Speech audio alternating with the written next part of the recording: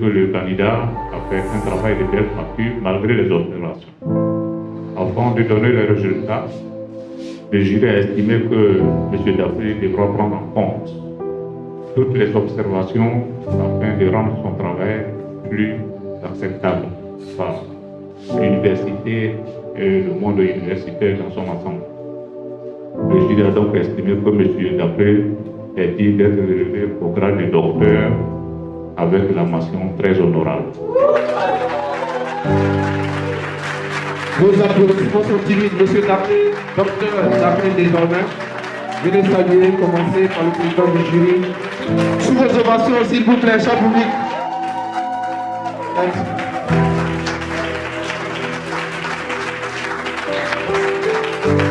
Salut le professeur. La touche. On peut le mettre à venir habiller.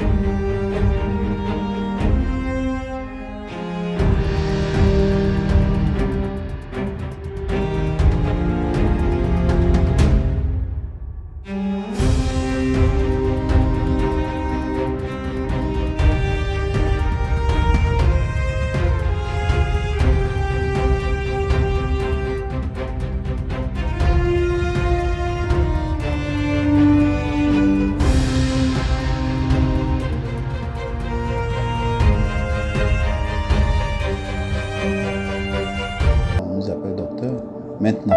Avant, bon, voilà, mais maintenant, on s'accommode.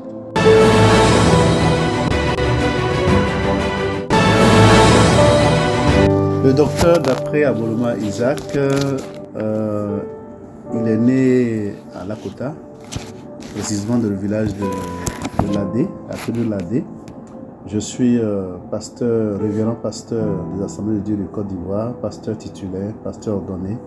J'exerce le ministère de prophète et je suis président régional de la jeunesse Abidjan Ouest 2. Je suis le PCA et en même temps le président du comité de pilotage de la microfinance AD Finance du département national des œuvres sociales. Voilà. Je suis marié, père à Nathalie Dapré, née Guatouzé, et je suis père de 6 enfants. 3 filles, 3 garçons. Ben, mon premier jour à l'école, je vais dire que j'étais un peu taquin. Je mimais un peu mes frères, mes grands frères qui allaient à l'école. Et donc, je savais dire bonjour. Bonjour. Et une fois, donc, j'ai vu la maîtresse, c'était une blanche, je crois, à Fresco, dans le village de Zegba. Et puis, bon, j'ai dit bonjour, madame, bonjour. Et puis, il dit, ah, il est mignon. Tu vas à l'école? J'ai dit non, je ne vais pas à l'école. Il dit, bon, demain, il faut que tu viennes pour qu'on t'inscrive. Il faut dire qu'à notre temps, c'était les dents qu'on observait. Et puis, il fallait faire le tour sur l'oreille pour voir si ta main touchait ton oreille. Et il y avait l'âge. Je n'avais pas l'âge.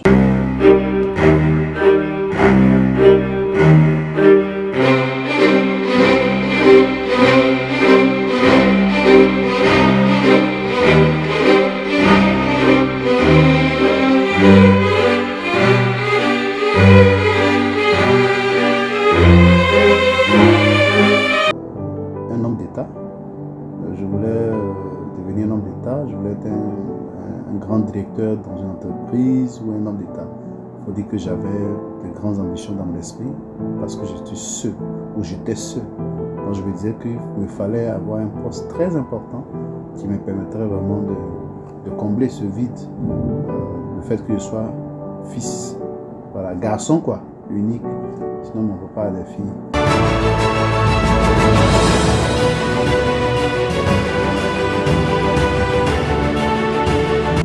Ben, nous, on avait dépassé parce que le bleu-blanc, c'était juste avant la crise de 90. Après la crise de 90, on revient au kaki. Je me souviens, le premier jour à l'école, quand nous sommes entrés, la cour était très vaste, ça dépassait l'école primaire. Et puis, il y avait aussi les grands frères qui étaient là, qui nous donnaient des cocotas sur la tête. Mais vraiment, à la fois, on était content de venir au collège, mais en même temps, on avait la peur de revenir le lendemain, puisqu'il y avait des...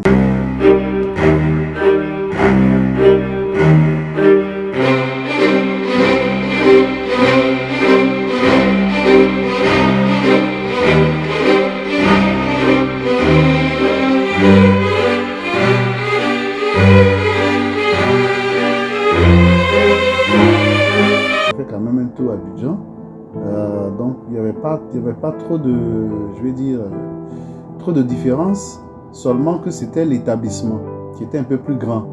Voilà, était vraiment plus grand avec des terrains de foot, de basket. Et donc, on avait l'impression de quitter d'un petit coin et puis venir dans un grand coin. Et puis, bon, on pouvait se perdre même dans les bâtiments. Voilà, on ne savait pas où se trouvait les bâtiments de 6e.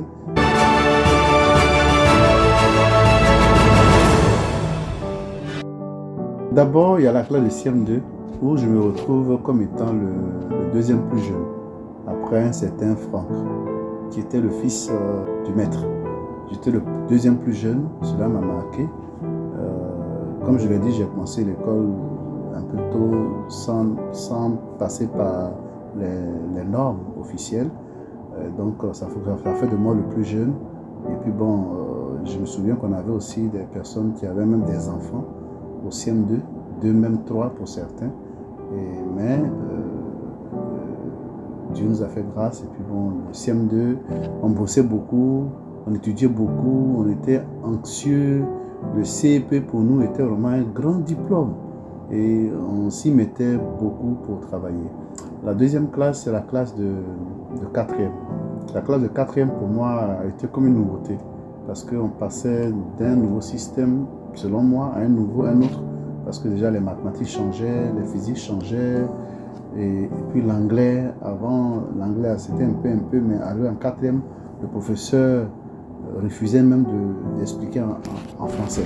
Donc déjà, c'était devenu un peu compliqué.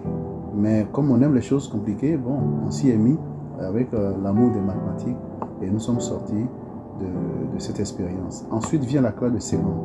La classe de seconde, il y a une formule qui m'a vraiment marqué, la formule de Al-Kashi. Je ne savais pas que c'était des Arabes, mais une formule arabe, un Arabe qui a marqué son temps. Les formules étaient encore compliquées. On sort de la 3e, on vient voir la cinétique. Donc la physique change, les mathématiques encore deviennent complexes. Et là, c'était encore un autre combat, il fallait se réadapter. Et puis bon, vient la classe de terminale C. Et terminale C, ce n'était pas la difficulté de la classe, mais plutôt du professeur. On avait un professeur très difficile, on appelait le professeur Semabo, que je savais qu'il existait déjà. Un très bon professeur, très rigoureux. Et donc, parce qu'il avait fait une terminale D, et puis bon, il enseignait la terminale C, il cherchait à tout moment de nous humilier. Le premier des classes, je me souviens, s'il avait trop, c'était 12 de moyenne. Et nous autres, il y avait même les 9 de moyenne. À l'examen, on a eu 17 à l'examen. Voilà. Donc, vraiment, ce sont ces classes, on voit dans mon cursus scolaire.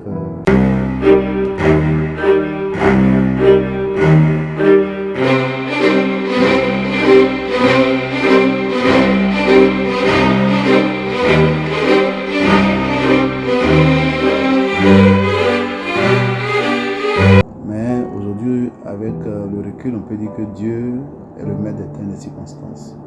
Après avoir fait un bac C, nos amis parmi nous ont été orientés en pharmacie et puis certains en maths info. Donc, bien évidemment, nous on avait été orientés en maths info et puis à la dernière minute, une nouvelle filière a été créée et puis bon, c'est nous qu'on a enlevé dans la filière pour mettre au niveau BTS. Et donc, c'était une grande frustration pour moi. Moi qui voulais faire une carrière universitaire, je me retrouve en train de faire une carrière technique. Et donc, mais voilà, Dieu a fait, on a fini à Boaké en 2002. La crise est venue en 2002. Je venais à peine de finir mon stage lorsque la crise a démarré. Et bon, c'est de là que nous sommes revenus.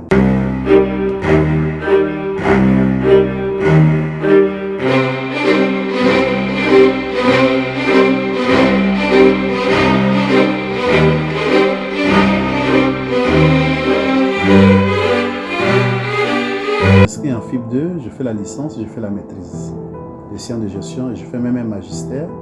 Et puis je travaille pendant 7 années, premièrement comme responsable de gestion de stock, après directeur des moyens généraux et des achats. Et je termine avec le directeur adjoint, directeur technique, c'est le directeur de développement. Et donc c'est à ce poste-là que j'avais déjà un bac plus 6 quand je rentrais. Et je suis retourné à l'école pastorale, l'Institut théologique et pastoral de l'Assemblée de Côte d'Ivoire. J'ai commencé par Katadju, j'ai fait 2 ans, et puis bon, j'ai terminé à Daloa, et pour le côté de pasteur. Et là, je deviens pasteur en 2012. Donc, depuis 2012, je finis comme pasteur finissant. Et voilà, c'est à partir de là maintenant que le Seigneur, je commençais à prier Dieu. Je ne pensais même plus revenir encore à l'université. C'est en 2016 et 2017. Je suis touché par le côté holistique de l'évangile. Donc, le Seigneur me met à cœur vraiment de m'intéresser au côté matériel, social de l'Église, tout ça, puisque mon ministère, c'est un ministère prophétique. Donc, le côté spirituel était un acquis pour moi, mais le côté social, je voyais qu'il y avait beaucoup de pauvres, beaucoup de personnes qui ont du mal à démarrer parce qu'ils ne savent que faire. Et c'est là que je fais un certificat de compétences chez UNESCO. Et puis bon, de là, je sors comme parmi les meilleurs. Et voilà, on me rappelle plus tard pour dire que vous êtes parmi les meilleurs de ceux qui ont fait le certificat de compétences. Monsieur, venez parce qu'il y a un parcours doctoral qui est là et vous avez votre place. Et c'est là que commence l'aventure. Et je m'inscris en thèse. Je finis le master de recherche en 2019 et la Covid arrive, mais je m'étais déjà inscrit. Quand la Covid arrive, tout est bloqué. Je me suis inscrit. Dès que je me suis inscrit en septembre, la Covid est venue. Et nous sommes restés dans on va dire, dans cette situation, dans ce confinement, jusqu'en 2021. Et bon, on reprend. Et de 2021 jusqu'à 2025, c'est-à-dire pendant 4 ans, je prends la peine d'écrire ma thèse. Pendant ce temps, je suis pasteur d'une assemblée, d'une nouvelle assemblée que je venais d'ouvrir en 2022. Et donc, c'est dans ce contexte que Dieu nous fait grâce en 2026, maintenant, le 17 juin, juillet du mois 2026, pour de soutenir cette thèse de doctorat unique en gestion de projet musique humanitaire, option gestion de projet, spécialité, suivi et évaluation. C'est un PhD international, nous en sommes fiers.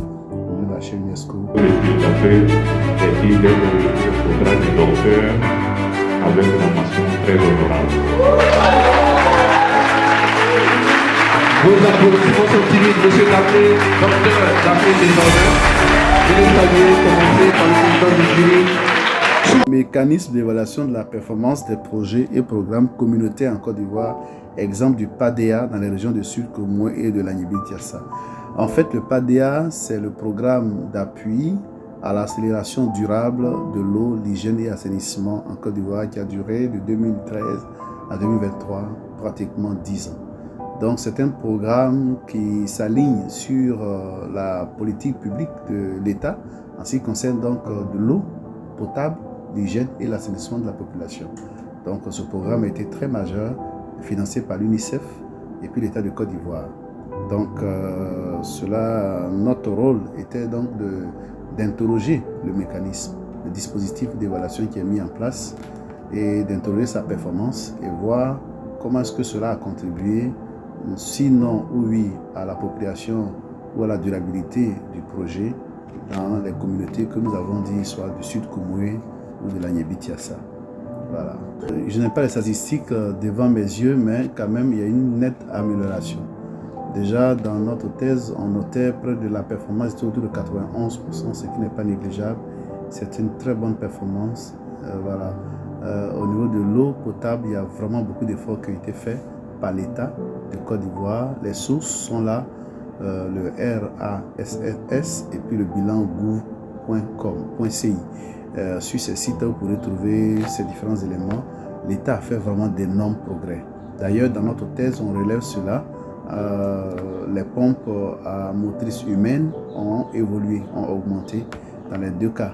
Voilà. Et aussi au niveau des latrines qui ont été construites, voilà, améliorées, qui ont été construites, la défécation à l'air libre a quand même reculé aussi. Et donc, tout cela est à mettre à l'actif du gouvernement qui a travaillé. Mais on constate que malgré tout cela, la question de WASH, c'est-à-dire de l'eau, hygiène et assainissement, est une question vraiment récurrente et qui entraîne beaucoup de maladies Et malgré tous ces mécanismes, tous ces moyens mis en œuvre, tout cela, beaucoup reste encore à faire et l'appropriation aussi reste aussi à faire.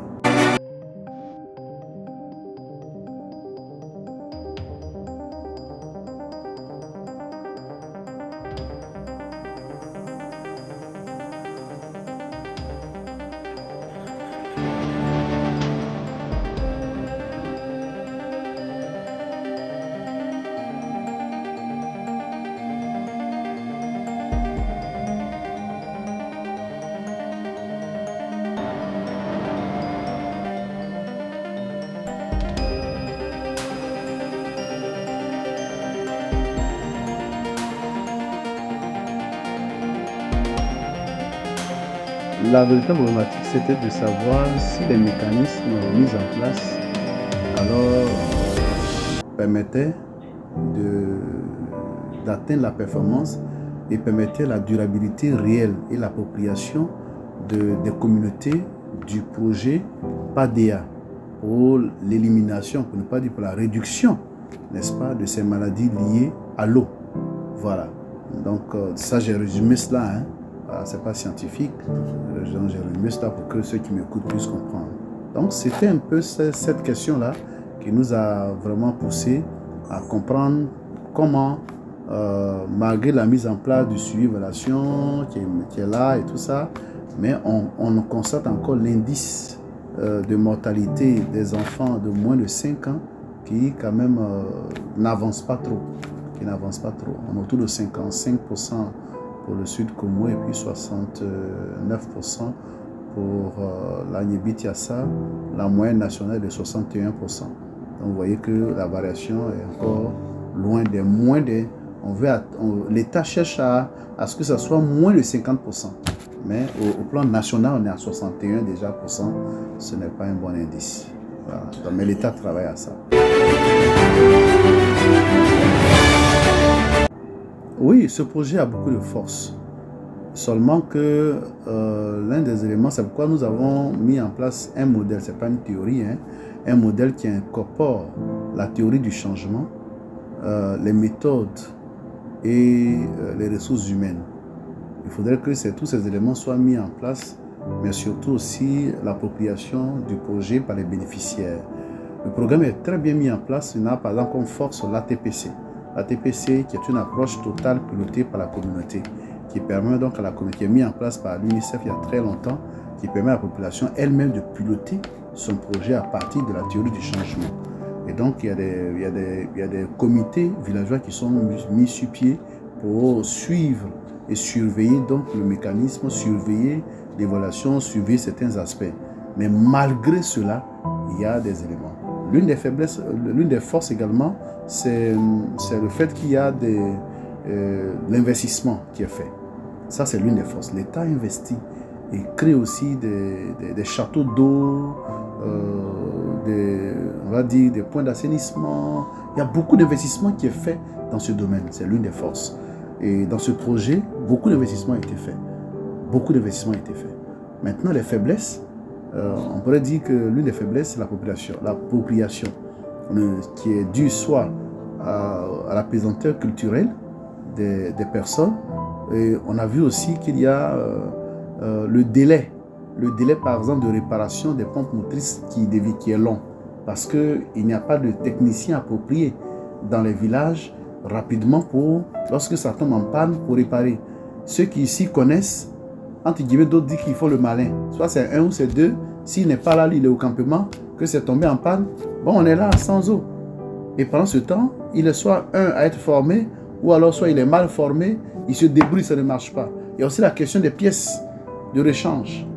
Et donc, c'est toute cette problématique à laquelle il faut réfléchir pour voir comment il faut former les villageois le maximum, au lieu de former un. Ce qu'on a constaté, c'est qu'il n'y a pas plus qui sont formés. Ou alors peut-être qu'ils ne s'intéressent pas tous. Donc, il faut qu'il y ait plus de personnes qui soient formées dans le domaine pour réparer les pompes. Par exemple, je prends le cas même des pompes. Village motrice à motricité humaine. On a trouvé des villages où il n'y a qu'une seule personne qui sait réparer. Mais lui aussi, quand il va au champ, qu'il y a un problème, tout le monde attend. Donc, les femmes sont obligées d'aller au marigot, d'aller encore chercher l'eau qui n'est pas potable.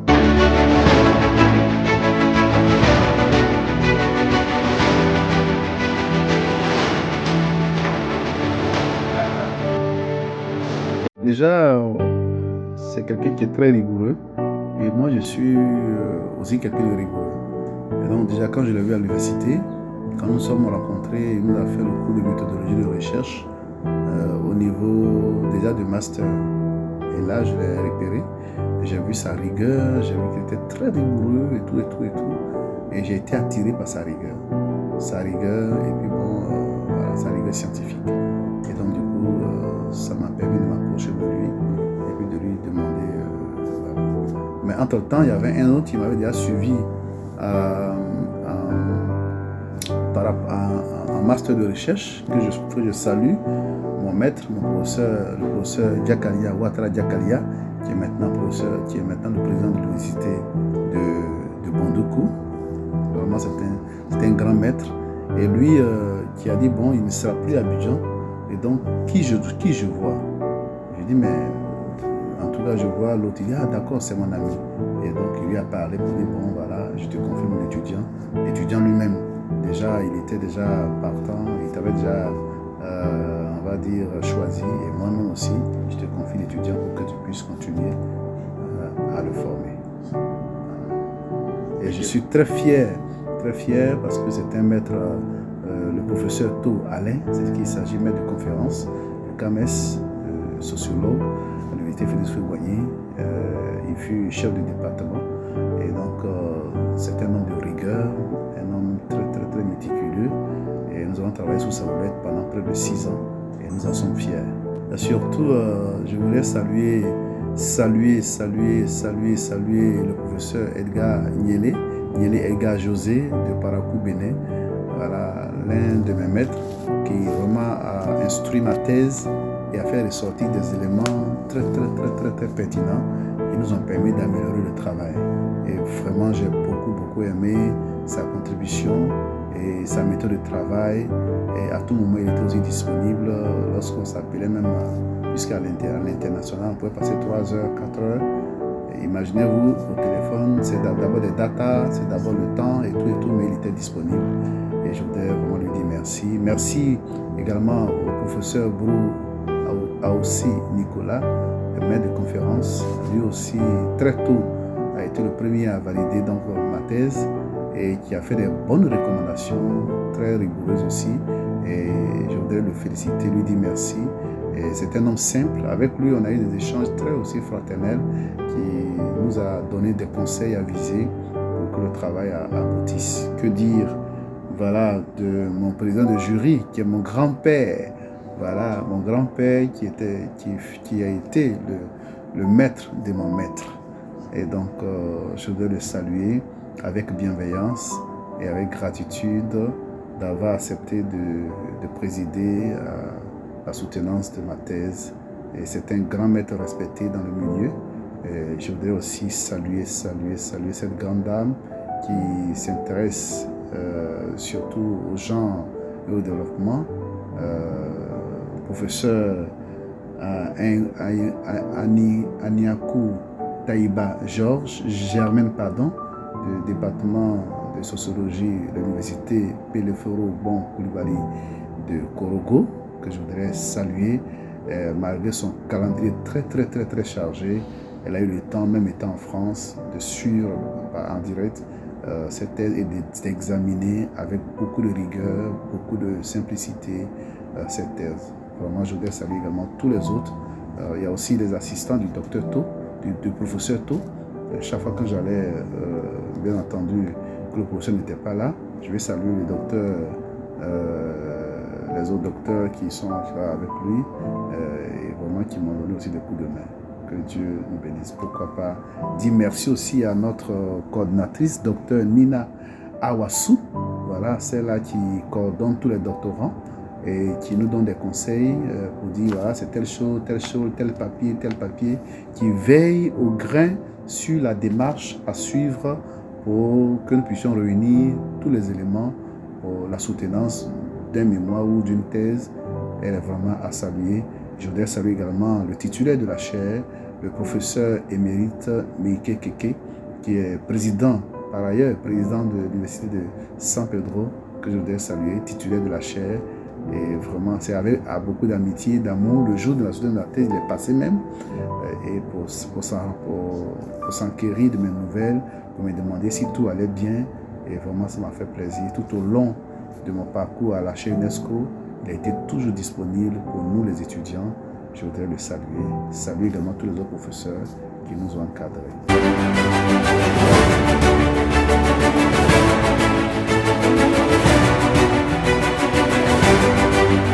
Permets-moi de saluer une dame. Il s'agit de mon épouse. Parce qu'on me l'a reproché lors de la semaine de la thèse. J'avais juste dit à mon épouse de temps en temps, mais que j'appelle affectueusement Nati Cœur, c'est-à-dire Nathalie mon cœur.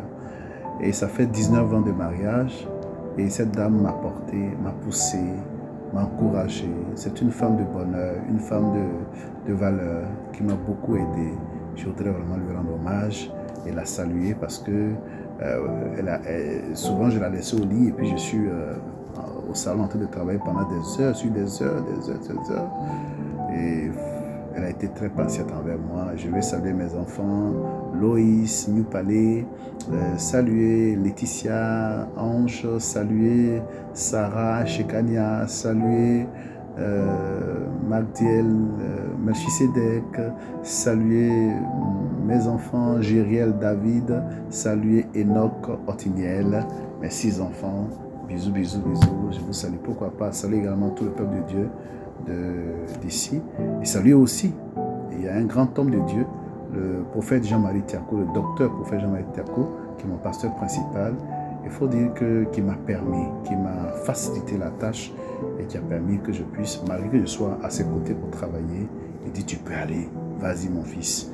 Et il me permettait d'aller à l'université pour suivre les cours et même il me permettait aussi même d'aller même pour donner des cours. Et donc vraiment je voulais lui dire merci. Merci à lui et à son épouse, à tous les collaborateurs, quand je n'étais pas là, qui faisaient aussi une tâche qui m'incombait.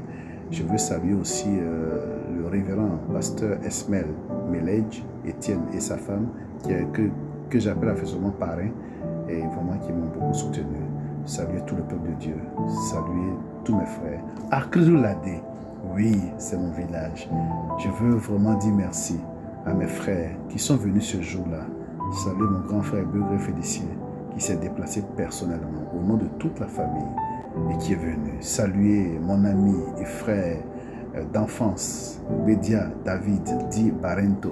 Voilà, je voudrais le saluer parce qu'on a fait la 6e ensemble et il m'interviewe en ce moment, j'ai des émotions.